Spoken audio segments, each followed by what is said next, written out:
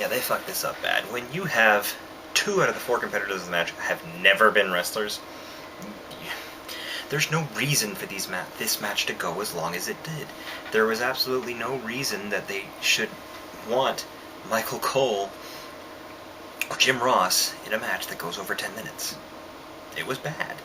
The country whipping thing, and it wasn't good. It was too long. They didn't know what they were doing, and once again, they fucked up the finish. How did they fuck up the finish? Michael Cole won again. That's not the way you tell compelling wrestling stories. The good guys have to win at some point, or else there's no point in supporting them, because they're losers. What could Jerry Lawler possibly say now?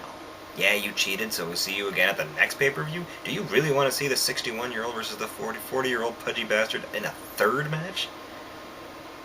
There's no reason. It was stupid. Michael Cole rolled up Jim Ross when he was whipping Jack Swagger. A Jack Swagger who could tear Jim Ross in half if he wanted to. It was just a gross miscalculation. A bad, really bad match. Oh, hopefully we can move on from that. Okay. Cody Rhodes versus Rey Mysterio in a Falls Count Anywhere match. This match was okay. Actually, I dare say it was good. Cody Rhodes is actually one of the fastest rising stars they've got on SmackDown. Rey Mysterio now on Raw. This will be their last meeting, which is fine. I expected Rey Mysterio to win, and he did, because now they're one apiece. No wrestler comes up looking worse than the other. Cody Rhodes can continue on his way with feuds on SmackDown, and Rey Mysterio can go to Raw and feud with the guys there. Good match, good ending, no complaints. You see that? No complaints. If for the 2 of you that have watched my older reviews from September, October of last year, I really fucking hate LayCool. They were doing the Mean Girls gimmick where they would just... Michelle McCool's voice has to be one of the most irritating voices I've ever heard in my life. And everyone seems to think that this woman is incredibly attractive. She is not an attractive woman, at least not to me. She is a stick.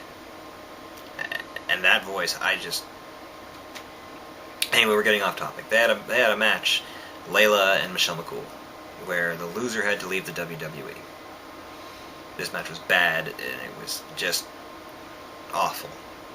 Michelle McCool lost, and she has to leave the WWE. She's married to The Undertaker. If she wants a job anytime, she can have one. So don't cry a river for her. She got attacked afterwards by Awesome Kong, who's using the name Karma now, which I dig, actually. I've always liked Awesome Kong from the few times I have watched TNA, back in like 2006-05 when they were really good. Or actually, I don't even know if she was there yet. Regardless, I've seen Awesome Kong matches, and they're good. She's a good wrestler. I never thought the WWE would hire her because she is a heavier woman, and they like women to look a certain way in the WWE. But anyway, she came out and left her laying Karma. I liked it. The ladder match between Christian and Alberto Del Rio for the World Heavyweight Championship. This match, to me, saved the show. It was fantastic. Those guys went out there and put on one hell of a show and took some amazing bumps. They beat the shit out of each other. To me, Christian had to win this match. It was the last feel-good moment I could think of that the WWE had left to say, look, here's the guy who works hard, who has worked hard for so many years, finally being rewarded. I like seeing Edge. He came out at the end and distracted Alberto so that Christian could push him off the ladder and then climb up and win. It's okay. It would have been better if Christian could have won on his own, but at the same time, he is finally the World Heavyweight Champion. Feel-good moment. I loved it, the whole match. I mean, I just deducted the ending, but even still, I can live with it. It was a good match. By the way, there's a part where Christian dives out on Alberto Del Rio Rodriguez and Brodus Clay, and for some reason, when he lands on Brodus Clay, he just spurts blood out the side of his head when he falls down. I don't know what happened to him. At one point, Christian hits him with one of the miniature ladders. He hits him in the head. He must have busted open the hard way, because he just, like, Mortal Kombat fatality, bled from the side of his head. It was gross looking. They don't usually have blood on their pay-per-views, but Christian had cuts on both of his sides and his back. But Brodus, man, I think he's dead. Like, that's it. They're going to just drag him off to the morgue. I don't know what happened. I'd almost like to see it again, because I don't know what happened to him, but oh, that was ugly. Another match was, or the next match I should say, is The Core versus Kane and Big Show in a lumberjack match for the Tag Team Championship. You see, Kane and the Big Show took the Tag Team Championship from the one-man rock band and the emo ponce, Justin Gabriel.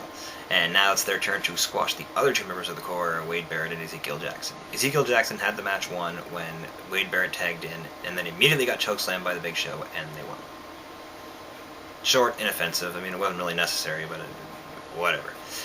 Afterwards, they had R-Truth backstage, like being all pissed off because he's not in the Triple Cage match for the WWE Championship.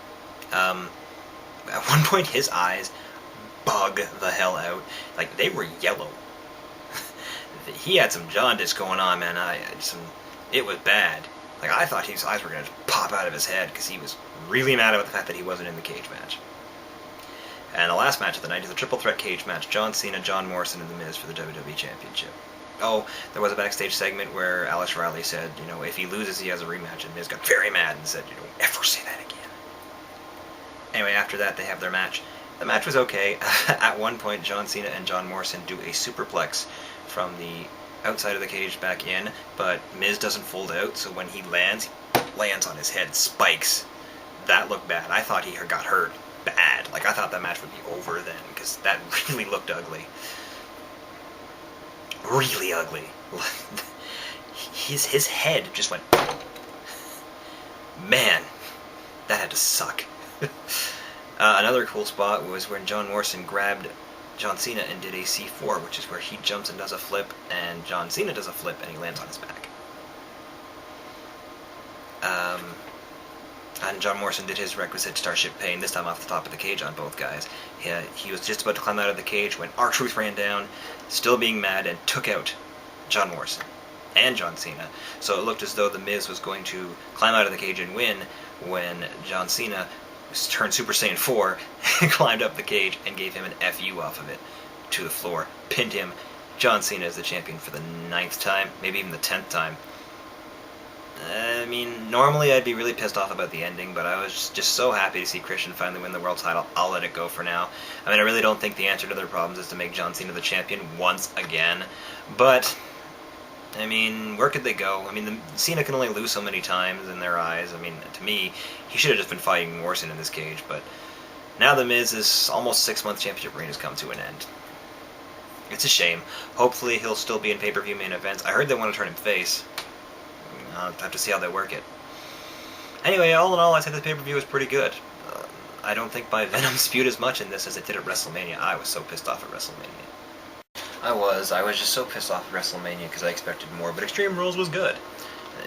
Aside from the idiotic Michael Cole, Jerry Lawler, JR, and Jack Swagger tag match, that almost single-handedly ruined the night for me. Honestly, if Christian had not won the World Heavyweight title in the ladder match, and had that ladder match not been an excellent match on top of that, it might have just soured me on the whole show. That needs to stop. Now, the coal mine stuff, they are crossing the line between heel heat, where you want to see the heel get beaten up, and heel heat that actually deters you from watching the show. It is getting to the point where Michael Cole is causing people not to watch the show. He's too irritating. He's playing it up too much. It's getting to the point now where and he's on the entire show from beginning to end, so there's no break with him. With heels, most of the time they're not on the whole show, so they annoy you, but then they're gone for a while, and then they annoy you later. Michael Cole is there for the entire time, from 9 to 11.